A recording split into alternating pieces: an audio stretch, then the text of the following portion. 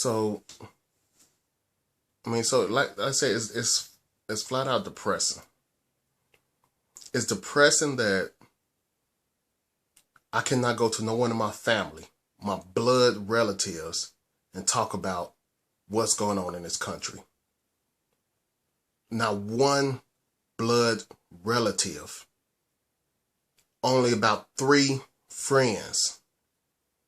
And all my friends only can talk to 3 of them that actually not just listen, but actually can go back and forth with me on this conversation about how the government is pinching us. The government is pinching the entire United States except for the elite. I mean, it's not even a secret no more. They're not even trying to hide it. But African Americans, we would not even attempt to listen. Not just listen, I'm talking about to attempt to listen.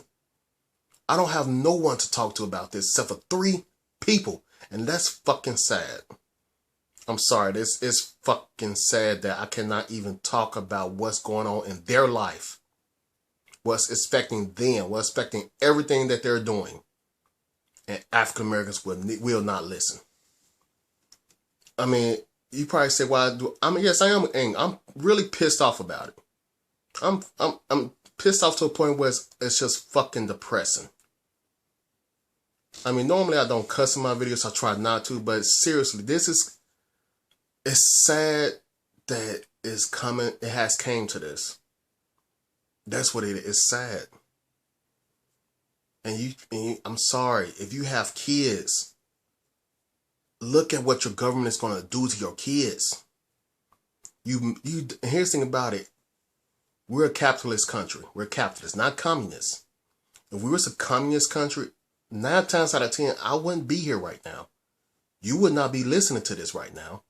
YouTube wouldn't probably even exist. But we're a capitalist country. So the government cannot just come in, do what they want to, and use the military as their backing. They can't do that in a capitalist country. But what they are doing, they're pinching us. They're not doing it all at once. They should do it little by little, like grains of sand in an hourglass. And right now it's turned up. And the sand is filtering down. And eventually the top of the hourglass will be empty. I mean, so I'm just saying, it's not even like they're taking away freedom. Take away freedom of thought. Taking away freedom of speech. Take away everything in the Constitution. Non-African Americans are seeing this. And they're seeing this. They're trying to spread the word that this is happening. But African Americans, we will not listen. There are certain African Americans on YouTube that will hint on this. But that's about it. But they won't get no views. They won't get nothing. But you put something in drama field and African Americans will flock to it. Because it's attention. But I'm talking about government pinching, and that's what they're doing. They're pinching, and eventually it's not going to be nothing left but the elite people. You probably say, well, that's not true. I'm sorry. Just case and scenario. Very easy case scenario. I was at my job. I work at a hospital. We was trying to, people don't know that. Now, here's the thing about it. This came from different sources, what I'm about to tell you. The first source was from this ex-military guy. He's a nurse. He told me, because he listened to those CB radios, the AM channels. They're they military style channels. The armored vehicles that was in the Middle East have come back to the United States.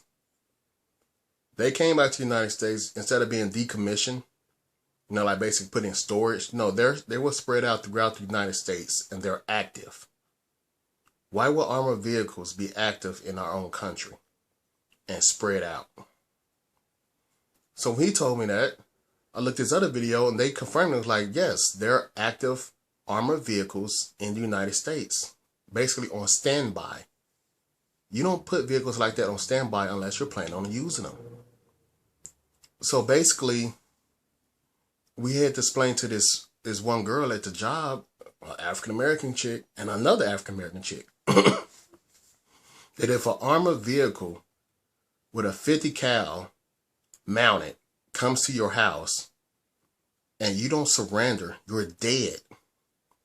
So their argument was, well, we have guns too. Okay, but it's a fully automatic 50 cal. You cannot hide in your house against that, especially the houses here in the United States. You can't. And yes, you can. Yes, you can. I can hide. Like, a 50 cal will go through your front wall, through you, and out the back wall. At fully automatic, you're not hiding anywhere. We had this other nurse, but she's not African American. She's trying to tell her that a 50 cal like that will easily shred your whole house, apartment, or wherever you live at. This lady, these two chicks, was not even attempting to acknowledge what a 50 cal caliber weapon can do. Like, do you not know your guns? You may have it, but congratulations.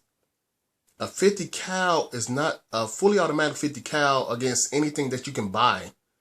You're not winning that. Unless you have a sniper rifle, you get like 1,000 yards away and you can hit the person that's shooting. That's it. But any little guns that you can buy, even at the gun shows, I'm sorry. Unless you are far distance and a 50 cal is not shooting at you, you're not making it. So basically both of them left the conversation not knowing the power of a 50 cal on an armored vehicle. Especially they really started to slide away when the non-African American female was trying to tell them the truth about a 50 cal weapon. Not just me. Me, there was in, but when the non-African American female tried to tell them the same thing, it was like, oh, that's a lie. They flat out said that. It's a lie. That 50 cal can't do that. I said, just, hell, you can watch any video and show you what a 50 cal can do on YouTube. Nah, I want to see it because I don't believe it. So I left it alone. And it was like, from there, it was like, you can't convince African Americans of something that you can show them proof that it's happening, and they still won't believe it. That's fucked up. You can physically show them proof. You can actually get a 50 cal, let them shoot it, and they still will not believe it.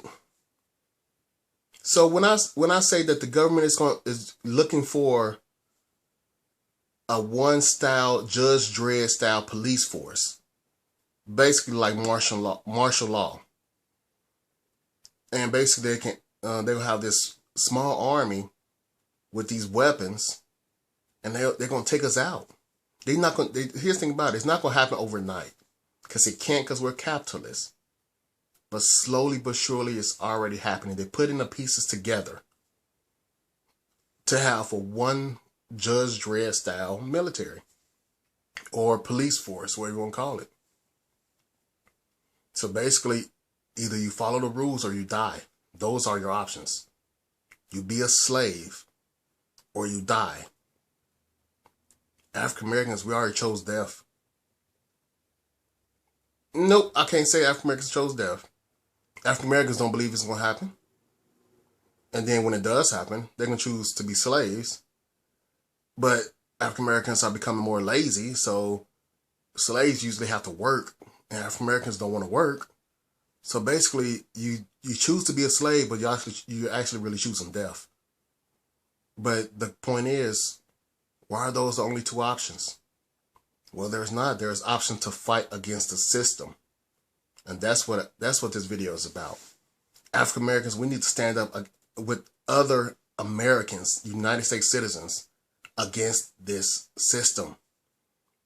The system is going to destroy us. They're doing it right now. They're not doing it fast so you won't notice it. You know how I know you won't notice it? I don't care where you are in the United States. If you're looking at this video, look at gas prices. What if whatever gas price is at the nearest gas station near you goes down $1? What you gonna say? man, gas is cheap. So you're going to flock to the gas station, pay that cheap price that you think is cheap, and be satisfied with that. That's government pinching. Gas supposed to be under $1. Gas supposed to really be like 90 cents, if that. But they slowly rolls the price up. They'll probably drop it every now and then, just to say if they drop it 50 cents, then you saying you're getting a good deal, but you're not. You're still getting screwed, little by little. So take gas prices and imagine on a bigger scale. Imagine on a scale that you probably is so big that you can't see the edges. And it's sad.